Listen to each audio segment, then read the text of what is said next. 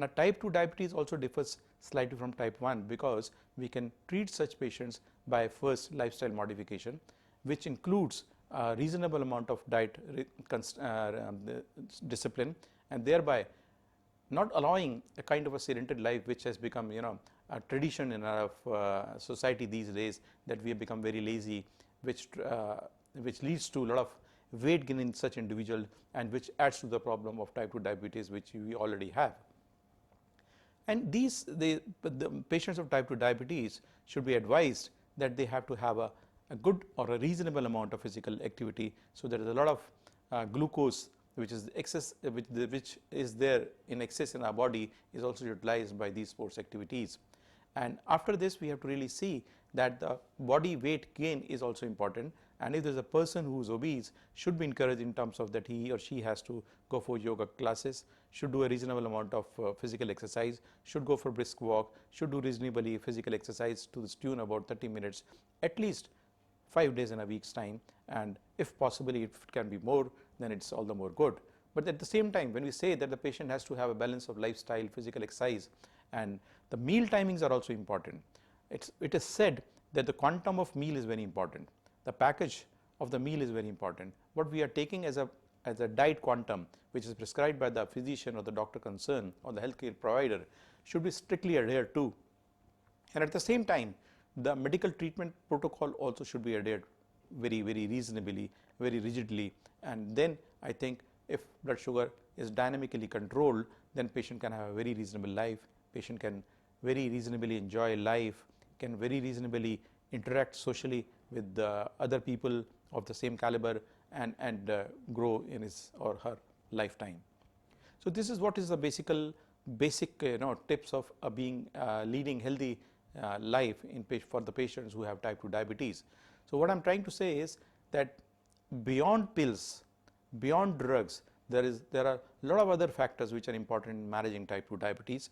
And for a layman, I would say that 60% of the play has to be done by non-medical protocols.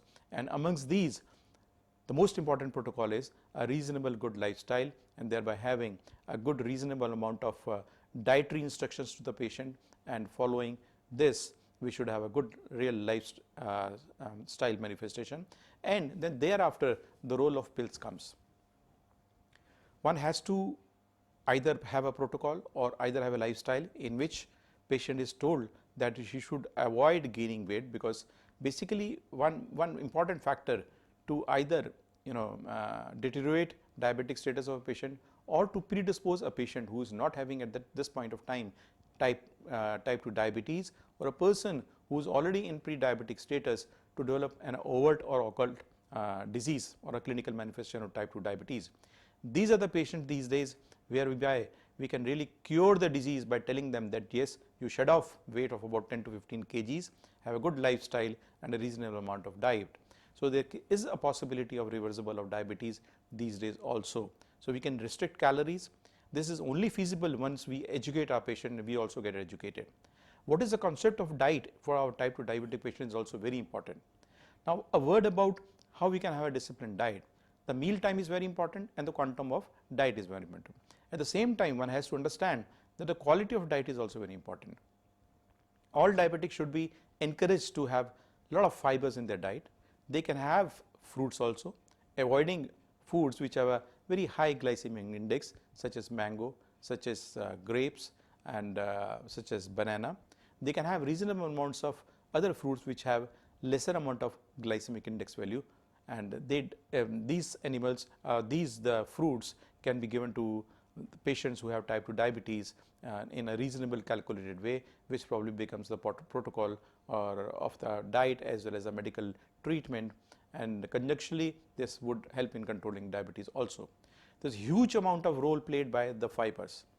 If the patient of type 2 diabetes has a reasonable amount of fibers in his diet, then there is a reasonable amount of reduction in terms of pills of type 2 diabetes, and we can say that we have controlled a lot of diabetes by not giving pills, but by educating the patient in terms of diet also. Basically, when we talk about diet, we say that proteins, carbs and the fats. A diabetic patient should avoid high glycemic index food, which I just enumerated. They should be having very less or whatever is recommended in terms of carb.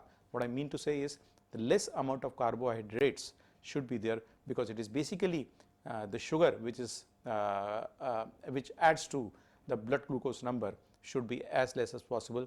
And we should, if you can give around 20 grams out of 100-gram portion of a diet, if it is being there in terms of carbohydrate, if it is 20 grams, I think it's a reasonable proportion of carbohydrate in our diet. At the same time, fat should be less, and we can increase a reasonable amount of protein in such patients, so they have satiety also, and the high glycemic food value is also taken care of, and there is a lot of amount of diabetes which is well taken care by the diet. Once the diabetes is taken care by lifestyle measurements, sedentary life is not there, a reasonable amount of physical exercise is being done, and reasonable amount of diet education has also been done, and patient takes a reasonable amount of diabeto controlling diet is given, which has less amount of carbohydrates, less amount of fat, and more amount of protein and fibers, and then comes the roles of the drugs. Here I would say that the patient should take regularly the medicine or the protocol which is prescribed to the patients by the healthcare provider. Patients who strictly adhere to what is said in terms of the compliance of medicine, the timings of medicine should be there and should be very strictly adhered to, because if we don't take diet properly, and if the quantum is variable of diet, and if there are medicines such as insulins or long acting drugs which have a very long duration of action, then probably there are certain amounts of complications which can happen because of these medical therapies or diet variabilities, which we can call as diet variations leading to various complications. Now, as we all understand, and as by now the message is very clear, that the main proportion of type 2 diabetes management is lifestyle, diet control, diet management, and then the drugs.